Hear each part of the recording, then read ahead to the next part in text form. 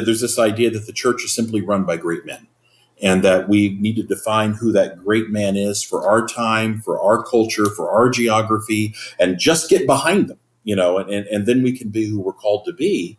And we might call them apostle, or we might just, they're the pastor of this incredible church. But the truth is that we sometimes treat leaders as if they're outside the body of Christ. Yeah. And the body of Christ has a responsibility to them, rather than recognizing all church leaders still exist within the body of Christ. They're still accountable to the body of Christ.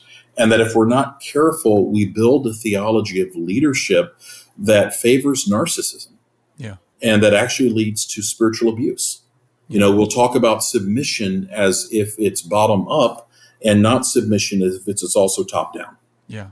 And we just don't understand that. And so I think we found a lot of examples. And I think this is one of those things where I would say weird theology. And a lot of people would be like, well, what do you mean? That's what I've heard all my life. Yeah. Is this is how you have to respond to the man or woman of God. And my answer is, you're also the man or woman of God.